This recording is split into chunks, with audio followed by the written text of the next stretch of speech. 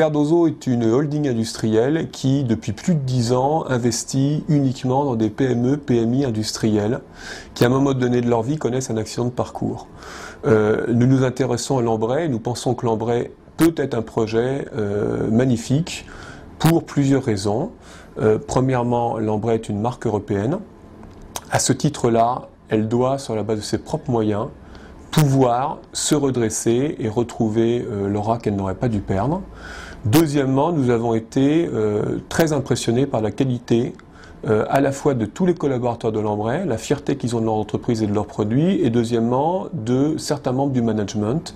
Et sur ces bases-là, nous estimons que Lambray peut se redévelopper à condition d'être appuyé par un actionnaire solide, qui amène des moyens financiers et qui, au-delà des moyens financiers, va rompre avec certaines pratiques de management qui ont mis Lambray en grande partie dans la situation dans laquelle elle est. Il faut repartir de deux points. Le premier, c'est qu'il y a une crise industrielle très importante qui s'ajoute aux difficultés de Lambray et qui fait qu'on doit repartir sur un périmètre d'activité dont on pourra être garant et sur lequel on pourra s'engager vis-à-vis des salariés de l'entreprise. Il nous semble que ce périmètre d'activité est aujourd'hui d'environ 70 millions d'euros de chiffre d'affaires. À partir de là, Lambray a deux atouts qui sont énormes. Elle a un atout qui est sa marque et le caractère international de cette marque. C'est un des seuls acteurs dans le monde frigorifique qui sont implantés au niveau européen largement et de manière assez homogène. Elle a deuxièmement tout ce qui a été fait auparavant dans le domaine des services. Lambray, c'est plus qu'un constructeur, c'est aussi un acteur dans le service.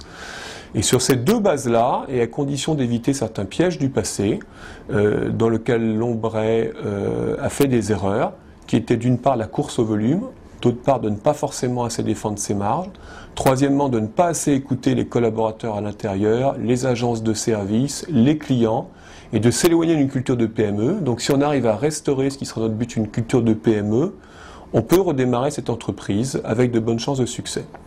Pour ce faire, nous prévoyons deux choses. D'une part, une rupture de management, puisque aux côtés de certains cadres et du personnel qui nous ont soutenus jusqu'ici, nous allons injecter deux nouvelles personnes à temps plein qui ont deux rôles clés. Un nouveau président pour présider aux destinées de l'entreprise et la diriger tous les jours.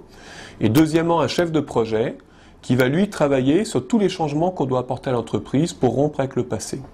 Et puis à côté de ça, qui est un investissement en hommes très important, nous allons investir 17 millions d'euros de moyens financiers appuyés sur ce changement de stratégie pour remettre l'entreprise sur les rails.